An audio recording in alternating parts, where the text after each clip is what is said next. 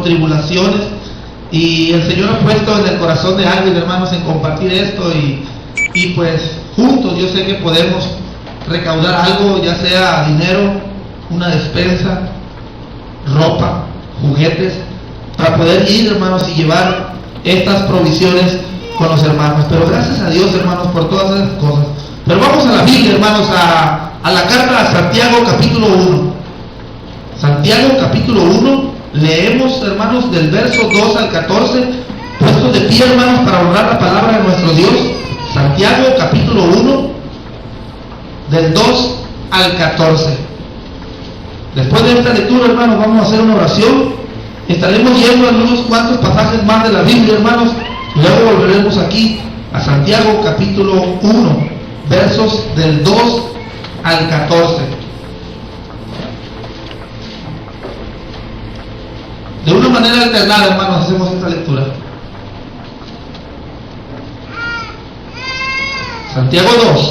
Santiago 1, perdón, del 2 al 14. Si ya estamos todos ahí, dice la palabra de nuestro Dios: hermanos míos, tened por sumo gozo cuando os halléis en diversas pruebas, sabiendo que la prueba de vuestra fe produce paciencia. mas venga la paciencia su obra completa, para que seáis perfectos y cabales, sin que os falte cosa alguna. Y si alguno de vosotros tiene falta de sabiduría, pídala a Dios, el cual dará a todos abundantemente sin reproche, y le será dado. Pero pida con fe, no dudando nada, porque el que duda es semejante a la onda del mar, que es arrastrada por el viento y echada de una parte a otra. No pienses pues que esta haga que presentará cosa alguna de todo. El hombre de doble ánimo es inconstante en todos sus caminos. El hermano que es humilde en condición, porque es de su Pero el que es rico en su humillación, porque él pasará como la flor de la hierba. Porque cuando sale el sol, el calor abrasador, la hierba se seca, sus hojas caen, y perece su hermosa apariencia. Así la hierba marchará y por Juntos el 2, hermanos. Bienaventurado el varón que soporta la tentación, porque cuando haya resistido la prueba, recibirá la corona de vida que Dios ha prometido a los que le aman. Oremos al Señor. Bendito Dios y bendito Padre, gracias, Señor, por tu hermosa palabra. Gracias, Señor, porque en ella encontramos, Señor, que somos bienaventurados cuando hemos pasado, Señor, algún problema, alguna dificultad. Tú conoces, Señor, a tu pueblo reunido en esta mañana, y tú conoces, Señor, todo aquello que hay en el corazón de cada uno, en la mente. Señor, tú conoces las necesidades y los problemas. Yo te pido, Padre Santo, que tu Santo Espíritu sea, Señor, el que nos ayude a entender y a comprender, Señor, cómo solucionar nuestros problemas. Ayúdanos, Señor, a tener un buen tiempo. Bendice a los hermanos que han salido a diferentes partes de la ciudad, Señor, a llevar tu evangelio. Ayúdalos y tráelos con bien. En el nombre poderoso de nuestro Señor Jesucristo. Amén. Pueden tomar asientos, hermanos. Voy a hacer una pregunta, hermanos. Están los jóvenes aquí, pero no quiero que ni un joven la conteste. ¿Qué es el álgebra, hermanos? Es que ellos están estudiando eso. ¿Alguien sabe qué es el álgebra?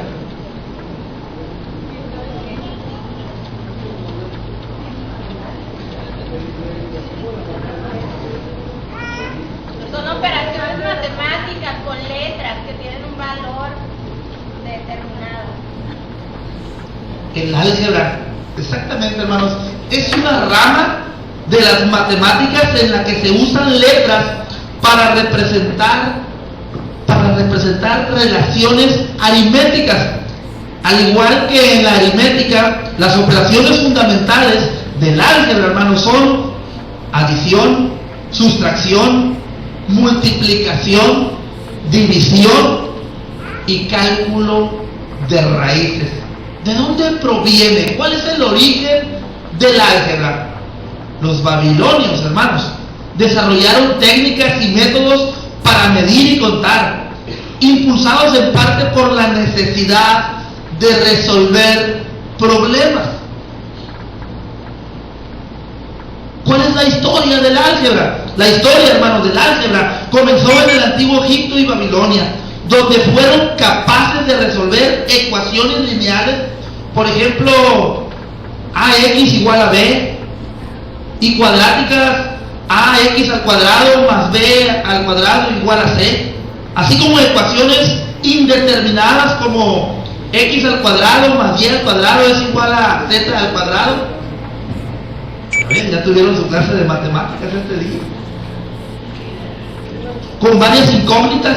Los antiguos babilonios, hermanos, resolvían cualquier ecuación cuadrática empleando esencialmente los mismos métodos que hoy se enseñan en las escuelas. Yo creo, hermanos, que el álgebra es bueno. Yo creo que las matemáticas son buenas. Pero ¿saben una cosa?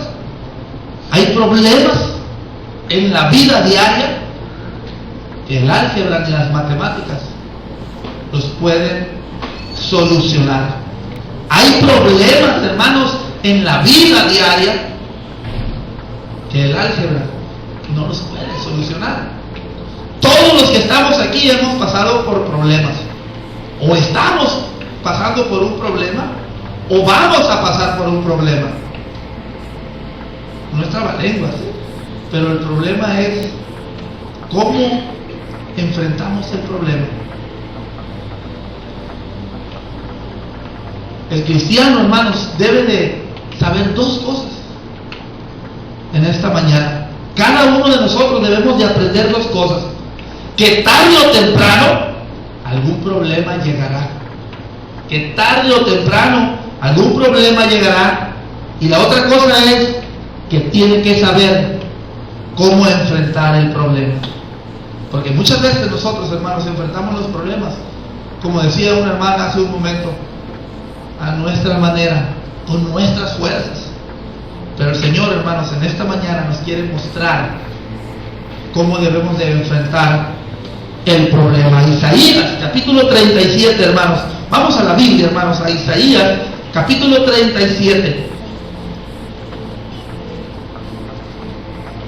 En el mensaje, hermanos, de esta mañana nos encontramos, hermanos, a una persona, no cualquier persona,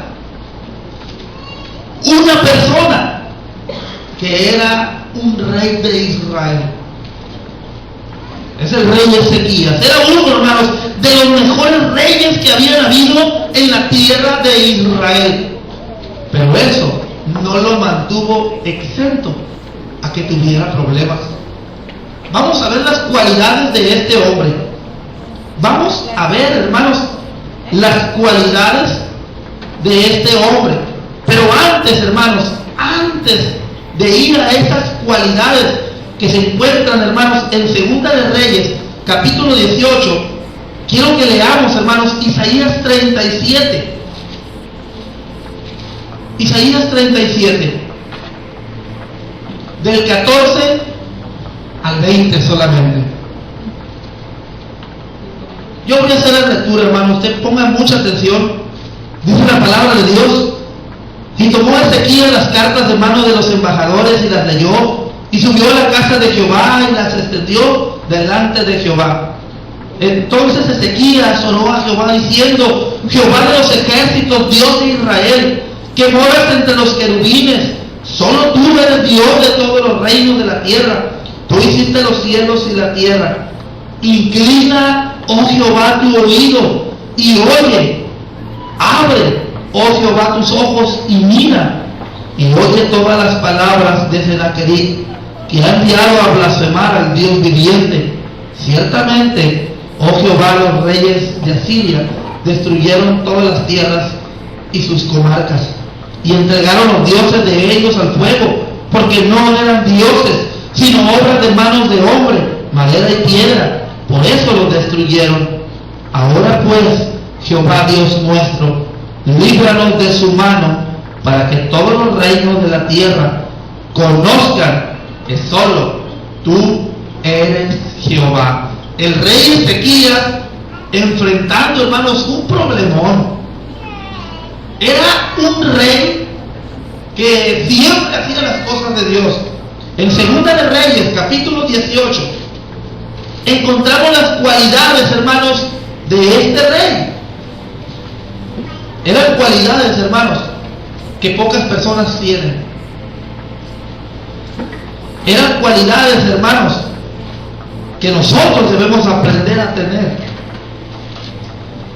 Y a pesar, hermanos, de todas estas hermosas cualidades que este rey tenía, no estuvo exento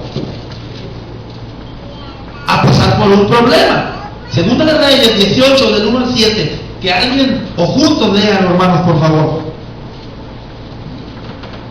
En el tercer año de Oseas, hijo de Ela, rey de Israel, comenzó a reinar Ezequías, hijo de Acaz, rey de Judá. Cuando comenzó a reinar, era de 25 años y reinó en Jerusalén 29 años. El nombre de su madre fue Rama, hija de Zacarías. Hizo lo recto ante los ojos de Jehová, conforme a todas las cosas que había hecho a sus padres. Él quitó los lugares altos y quemó las imágenes, y con todos los ídolos de Acaz le hizo llorar a la simiente de hombre que había hecho de rey, porque hasta entonces se quemaba simiente de hombre de Israel y de acabó en las manos. En Jehová, Dios de Israel, puso su esperanza, y después delante de él hubo otro como él en todos los reyes de Judá. Porque no amaba a Jehová y no se apartó de él, sino que guardó los mandamientos que Jehová prescribió de él. Y Jehová estaba con él, y a donde quiera que salía, lo guardaba. Él se rebeló contra el rey de Asiria y no le temió. El Señor bendiga su palabra, hermanos. Vean las cualidades de este hombre. Había reinado, dice la Escritura, 29 años. 29 años. Había hecho, dice, lo acabamos de leer, lo recto, hermanos, ante los ojos de Dios. No había nada, hermanos, que lo señalara. No había nada, o no habla en este pasaje de la Escritura, algo en contra de este hombre. El rey Ezequías. Este hombre, hermanos, era recto ante las cosas de Dios. Dice la Escritura que en Dios había puesto su confianza y su esperanza. No había habido otro rey como él en Judá antes de él. Nunca, dice la Escritura, se había apartado de Dios. Nunca lo había hecho. Nunca se había apartado de Dios. Dios estaba con él. A donde quiera que iba, dice la Escritura, él prosperaba, porque Dios estaba con él. Este hombre, hermanos, reunía todas estas cualidades, y aún así, los problemas llegaron a su vida. Los problemas llegaron a su vida. Muchos de los presidentes de los Estados Unidos han tenido problemas, y el que venga los va a tener. Tenemos al presidente Nixon, a Carter, a Reagan, a George Bush padre, a Bill Clinton, a George Bush hijo, y el que venga también enfrentará problemas. El problema es que tenemos que aprender a enfrentar los problemas. Y eso, hermanos, es algo que nosotros debemos de aprender. Con el mensaje a predicar, hermanos, en esta mañana, perseguimos una sola cosa. Una sola cosa. Buscar la solución a mis problemas, a su problema, pero a la manera de Dios. No a mi manera, a la manera de Dios. Vean, hermanos, lo que hizo este hombre. Isaías 37:1. Cuando llegó ese problema a su vida, hermanos, vean lo que, o cómo reaccionó este hombre ante ese problema. Aconteció pues que cuando el rey Ezequías oyó esto, rasgó sus vestidos y cubierto de cilicio, ¿vino a dónde? Vino a la casa de Jehová. Si para otros es pérdida de tiempo, hermanos, para el rey Ezequías no lo era. Era lo mejor que podía hacer. Si para unas personas es pérdida de tiempo, para Ezequías, hermanos, era lo más importante. Era todo un rey, no se quedó en su palacio, no se quedó en la oficina haciendo llamadas, no se quedó hablándole a algunos de algún partido político para que le ayudara con su problema. No. Él vino, hermanos, a la casa de Dios, porque en Dios había puesto su confianza. Cuando tenemos un problema económico, ¿qué es lo primero que hacemos? ¿Venimos a la casa de Dios o vamos a la casa de empeño? ¿Venimos a la casa de Dios o, ¿cómo se llama el esposo de Karina? Gustavo. O vamos a la financiera donde trabaja Gustavo. De repente, pues yo le marco al hermano que trabaja en el gobierno ahí para que me ayude, ¿no? Con las placas y es lo primero que hacemos. Vean, hermanos, este ejemplo de este rey, hermanos, que nos deja una gran enseñanza para cuando nosotros, hermanos, estemos pasando por un problema. Yo no sé cuál problema está enfrentando en este día, pero Dios sí lo sabe. Ezequías, hermanos, vino a la casa de Dios. Este hombre, hermanos, era todo un rey. Él tenía poder para mandar, tenía poder para pedir, tenía poder para todo. Pero este hombre no se quedó en su reino. Como les dije hace un momento, no empezó a hacer llamadas, a mandar mensajes. ¿Sabes una cosa? Ve y dile a fulanito que me preste, o ve y dile a los de aquel reino que me ayuden. El ejército era grande, de 1 contra 100, por decirlo de esa manera. Pero él, hermanos, se fue a la casa de Dios. Se fue a la casa de Dios. Hay otros, hermanos, que han enfrentado problemas. Marcos, capítulo 5.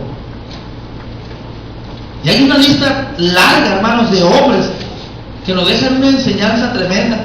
Pero solamente vamos a ver algunos. En el capítulo 5, del 21 en adelante, encontramos a 2 personas con problemas. Encontramos a un hombre, un principal de la sinagoga, llamado ¿cómo? Jairo. Llamado Jairo. Este hombre, hermanos, era un principal de la sinagoga, pero este hombre tenía un problema. ¿Y cuál era ese problema? Su hija se estaba muriendo. Ese era un problema.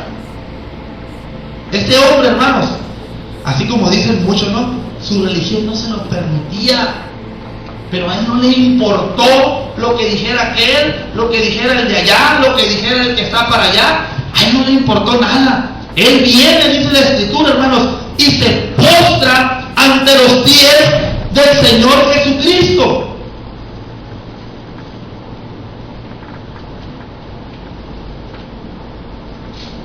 Marcos capítulo 5.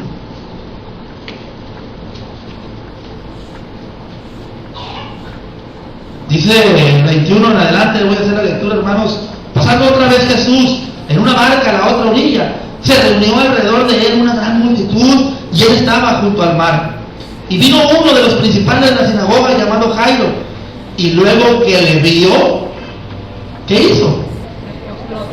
Se postró a sus pies y le rogaba mucho diciendo: mi hija está agonizando, ven y pon las manos sobre ella para que sea salva y vivirá.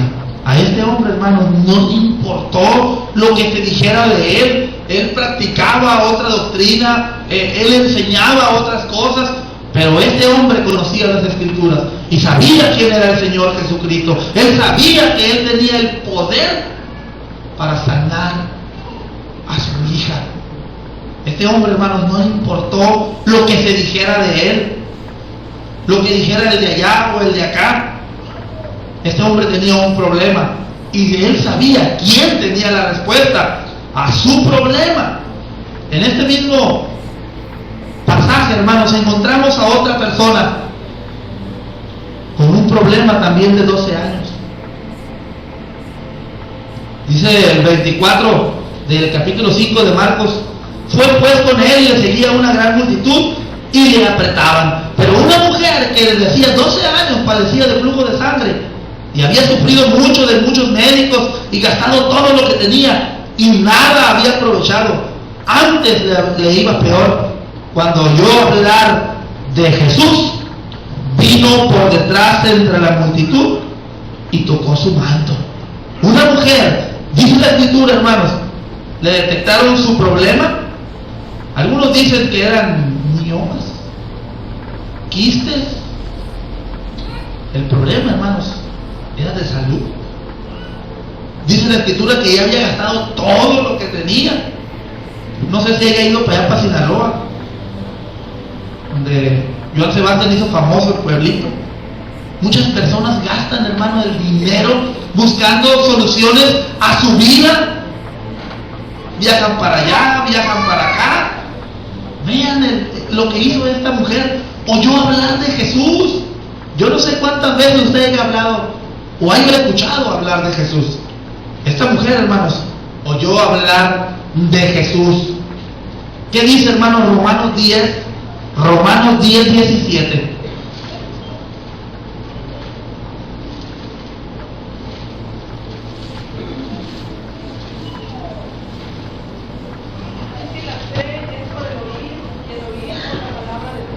Así que la fe es por el oír y el oír por la palabra de Dios. Alguien le habló del Señor Jesucristo, hermanos. Dicen, cuentan, hermanos, si nosotros nos vamos al libro de Levítico, vamos a encontrar algunas cosas en la ley de Moisés que a esta mujer o a este tipo de personas que estaban pasando por ese tipo de enfermedades no les permitía, hermanos, ser social, como se dice hoy en día. Cuentan que a este tipo de personas les hacían un cuarto allá al fondo, les hacían un cuarto donde pues solamente vivían. Si nosotros leemos, como le digo, en el capítulo 15 de Levíticos, encontramos, hermanos, las consecuencias de acercarse o tentar a una mujer que estaba padeciendo de flujo de sangre. Dice que si a tan solo hecho de que ella se sentara ahí, y si yo me sentara, yo era impuro y tenía que hacer algunas cosas. Por lo tanto, hermanos, este tipo de personas, nadie se podía acercar a ellas. Imagínense, hermanos, vamos a pensar un poquito en la mente o en la vida de esta mujer. 12 años enferma, 12 años criticada, 12 años juzgada, 12 años rechazada. Pero esta mujer, hermanos, oye hablar de Jesús. La fe viene por el oír y el oír la palabra de Dios. A ella, hermanos, no le importó tampoco lo que la gente dijera. A ella no le importó seguir detrás de esas cuatro paredes. Ella vio la respuesta a su problema. Ella salió de ese lugar, fue y tocó a Jesús. Fue y tocó al Señor Jesucristo. Cuando oyó hablar de Jesús, verso 27, dice, vino por detrás entre la multitud y tocó su manto, porque decía, si tocare tan solamente su manto, se salva. Y enseguida la fuente de su sangre se secó y sintió en el cuerpo que estaba sana de aquel azote. Luego Jesús, conociendo en sí mismo el poder que había salido de él, volviéndose a la multitud, dijo, ¿quién ha tocado mis vestidos? El apóstol Pedro le dice, Señor, ¿ves que todos te aprietan? Y tú dices, ¿quién te ha tocado? Dice que había una gran multitud, no los dejaban pasar. El Señor Jesús aceptó la invitación del principal de la sinagoga, iban a la casa de él, pero en el transcurso, en el trayecto, esta mujer sale, hermanos, va y toca a Jesús. Jesús se detiene y observa y mira, y él pregunta, ¿quién me ha tocado? Ahora volvamos a la mente, hermanos, de este hombre, del principal de la sinagoga. Era un hombre que mandaba, que tenía autoridad. Ya, por favor, ya, que alguien levante la mano. Mi hija se está muriendo. Y ustedes, nadie dice quién tocó al Señor. Muchas veces así somos nosotros. Le pedimos algo al Señor y queremos que nos ayude a nosotros. Pero viene alguien y toca al Señor Y el Señor se detiene. Él es paciente, Él es tranquilo. Él voltea, observa, y nosotros por acá desesperados, porque queremos que nos resuelvan el problema que nosotros tenemos. 12 años tenía esa mujer, con ese mismo, con otro problema. Si tocare tan solamente su manto, seré salva. Y enseguida la fuente de su sangre se secó, y sintió en el cuerpo que estaba sana de aquel azote. Luego Jesús, conociendo en sí mismo el poder que había salido de él, volviéndose a la multitud, dijo: ¿quién ha tocado mis vestidos? Sus discípulos le dijeron: ¿ves que la multitud te aprieta y dice: ¿quién me ha tocado? Pero él miraba alrededor para ver quién había hecho esto. Él miraba alrededor. Yo creo, hermanos, si nos vamos al Evangelio de Lucas, él cuenta un poco más claro esta porción. Lucas 8:47.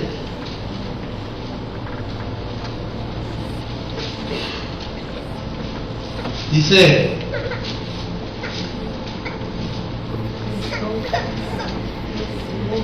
¿qué dice, hermanos?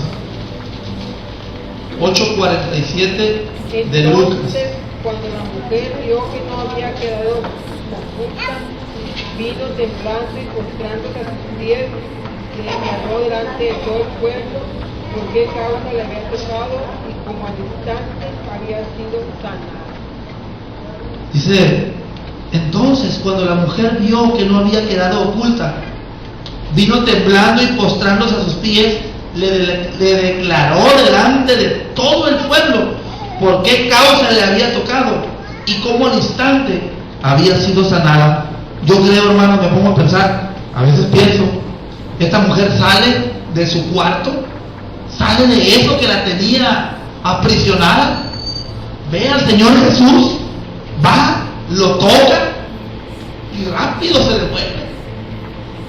Pero me pongo a pensar en la gente como somos, ¿no? Cuando la vieron se quitaron todos, porque dice Lucas, al no poder quedar oculta, ya no le quedó de otra. Ella tuvo miedo, temblando, dice la Escritura, vino y se postró ante los pies de Jesús y le contó toda la verdad, dio testimonio de lo que el Señor había hecho en su vida. Dos personas, hermanos, con problemas. Muchos de nosotros, hermanos, estamos pasando por problemas. Ezequías, hermanos, un rey que hizo lo recto ante los ojos de Dios, que quebró las imágenes, que quebró la serpiente que Moisés había levantado en el desierto porque se les hacía el sacrificio, se le quemaba incienso, hizo todas esas cosas. Pero esto, hermanos, no fue causa para que Ezequías, hermanos, no tuviera o no enfrentara algún problema. Volvamos a Isaías 37, hermanos. ¿Qué fue lo que hizo este hombre? Vino a la casa de Dios. Eso es lo que nosotros debemos de aprender en esta mañana, que cuando tengamos un problema, lo primero que hagamos es venir a la casa de Dios. Es venir a la casa de Dios. Vean, llegó este hombre a la casa de Dios. Ahora, ¿qué fue lo que hizo? 37:5, hermanos, de Isaías.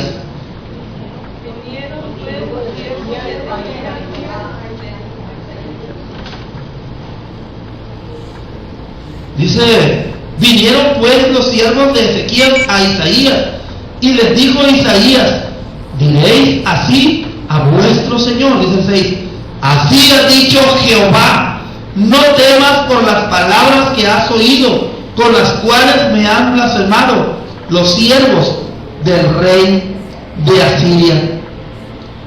Ezequías, hermanos, se lo contó a Dios. Ezequías vino a la casa de Dios, pero no solamente vino a estar sentado, no vino a estar vacilando, no vino a ver qué venía, no, él vino a contárselo al Señor. Muchas veces nosotros llegamos con problemas y nos vamos como con 3 más. Cuando vengamos a la casa de Dios, hermanos, contémosle al Señor nuestro problema. Él tiene, hermanos, la respuesta. Ezequías se lo contó a Dios. La razón, hermanos, por la cual lo hizo es porque sabía a perfección, hermanos, que que Dios tenía la solución a su problema. La razón por la que Jairo vino y se postró y le pidió ayuda al Señor es porque sabía que Jesús tenía la respuesta a su problema. La razón por que la mujer salió de su casa fue y tocó al Señor Jesús, no importándole nada, era porque sabía que Él tenía la respuesta a su problema. Ezequías, hermanos, cuando dio esta orden y le dijo, ¿sabes una cosa? Diréis así a vuestro Señor, así ha dicho Jehová, no temas por las palabras que has oído, con las cuales me han blasfemado los siervos del rey de Asiria. Isaías, hermanos, mantuvo la calma, no se desesperó. Nosotros, hermanos, somos muy desesperados.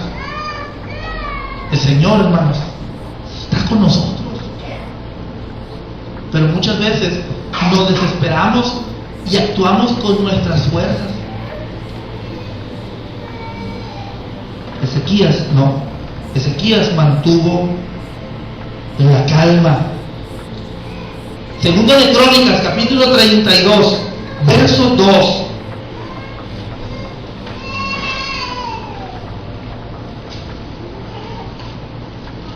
Dice, viendo pues Ezequías la venida de Sennacherib y su intención de combatir a Jerusalén, tuvo consejo con sus príncipes y con sus hombres valientes para cegar las fuentes de agua que estaban fuera de la ciudad, y ellos le apoyaron. Ezequías, hermanos, no se quedó callado. Este hombre se lo contó, hermanos, a su equipo. Es algo que muchas veces nosotros no queremos hacer. Estamos pasando por un problema y lo menos que queremos es que los demás lo sepan. Error, hermanos. Eso es un error que muchas veces nosotros cometemos. Nos da pena, nos da vergüenza, cosa que nosotros no hacemos por vergüenza, por pena de que se enteren, por orgullo, por falta de confianza, por no tener amigos, por creer que vamos a ser rechazados. Venid a mí, dice el Señor, todos los que estén cansados y cargados. Otra cosa, hermanos, 36 y 38 del capítulo 37 de Isaías.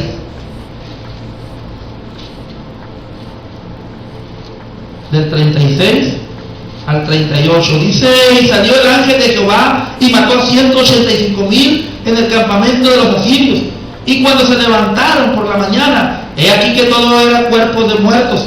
Entonces Sennacherib, rey de Asiria, se fue e hizo su morada en Nínive, y aconteció que mientras adoraba en el templo de Nisroch, su Dios, sus hijos Adramelech y Sarecer le mataron a espada y huyeron a la tierra de Ararat, y reinó en su lugar Esarhaddon, su hijo.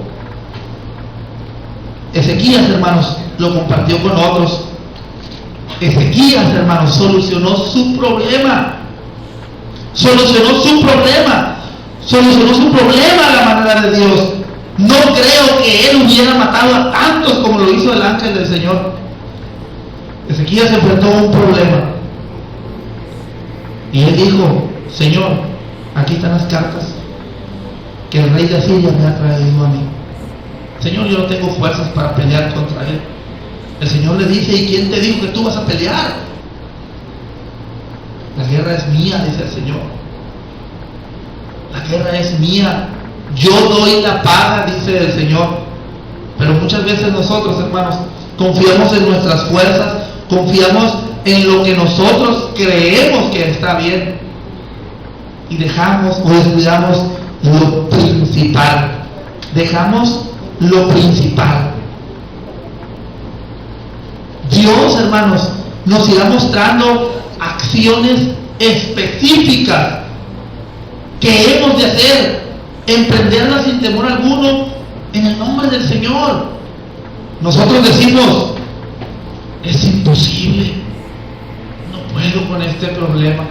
¿Qué dice el Señor en Lucas 18:27? Nosotros decimos, es imposible, no podemos.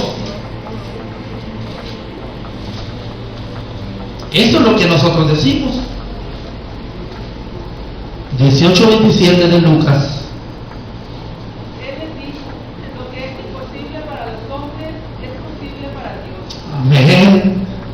Él dijo, lo que es imposible para los hombres es posible para Dios. Para nosotros, hermanos, hay cosas imposibles.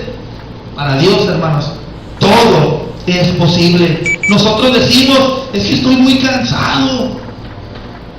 ¿Qué dice el Señor? Mateo 11:28. Nosotros decimos, es que estoy muy cansado, ya no puedo más.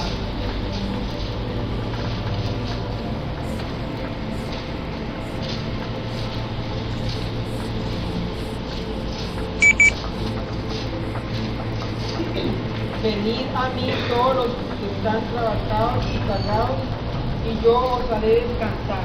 Amén. Venid a mí, todos los que estáis trabajados y cargados, y yo os haré descansar. Tú dices, es que nadie me ama en verdad. Juan 3:16 dice que Dios te ama. El Señor dice, yo te amo, de tal manera que he dado a mi Hijo. Tú dices, es que ya no puedo seguir. Segunda a los Corintios, capítulo 12, verso 9 dice lo contrario. Segunda a los Corintios, capítulo 12, verso 9 dice lo contrario. Y me ha dicho, bástate mi gracia, porque mi poder se perfecciona en la debilidad. Por tanto, de buena gana me gloriaré más bien en mis debilidades, para que repose sobre mí el poder de Cristo. Alguien dice, yo no puedo resolver las cosas. Yo no puedo resolver las cosas. El Señor dice en Proverbios, capítulo 3, verso 5, lo contrario.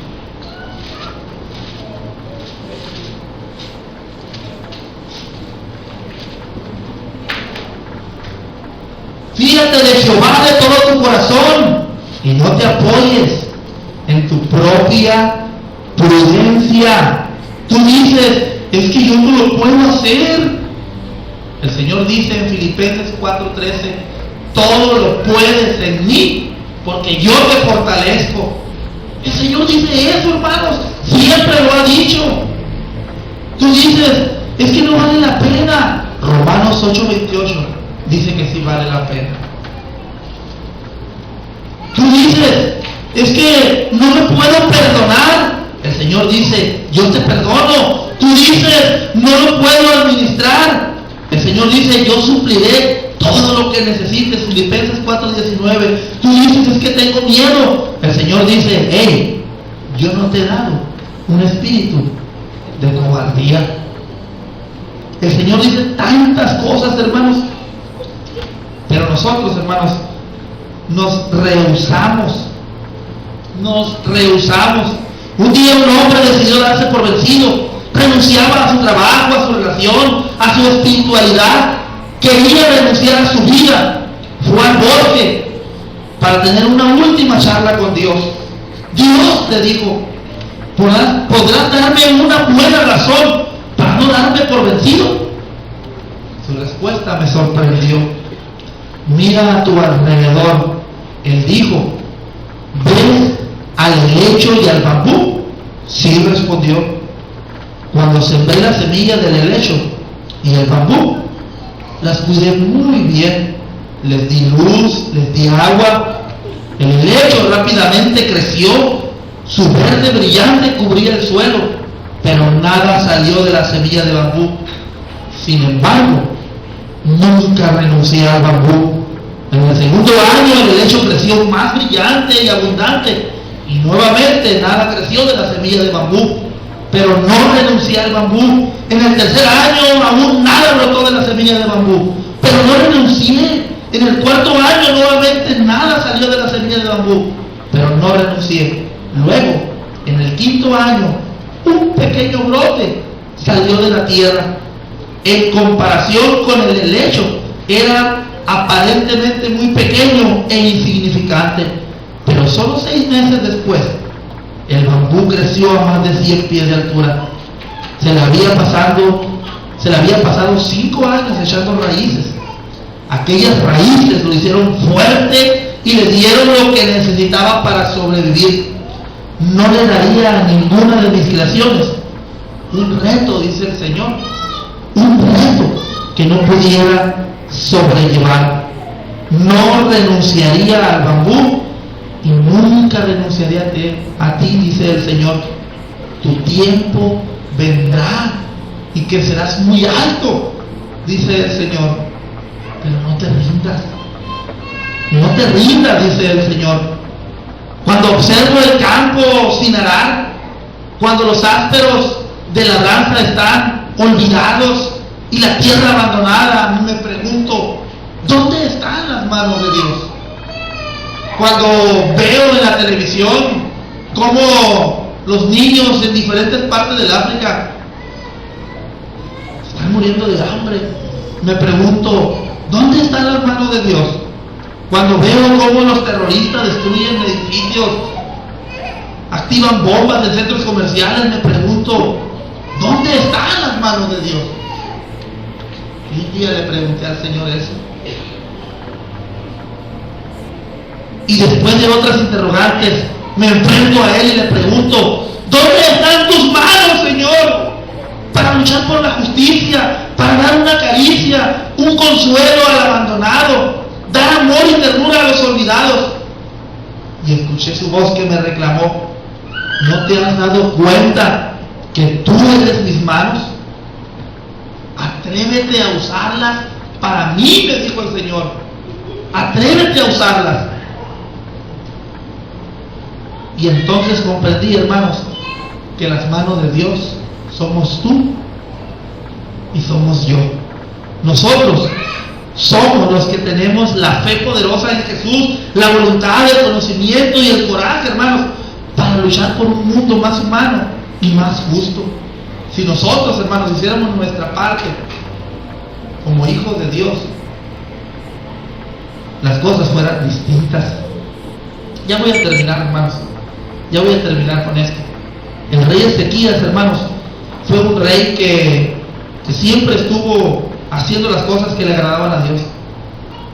No fue exento, hermanos, para no pasar por problemas.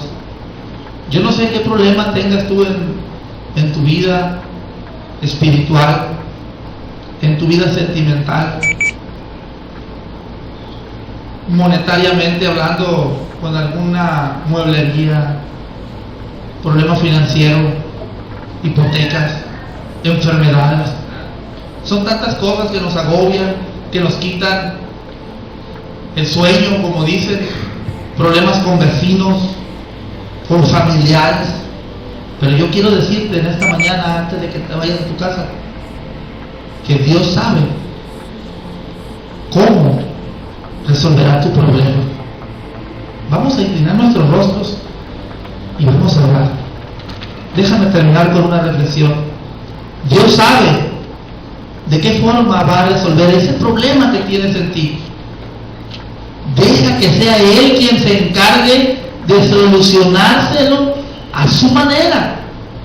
Tú ya hiciste todo lo que estaba bajo tu alcance, pero viste que fue infructífero.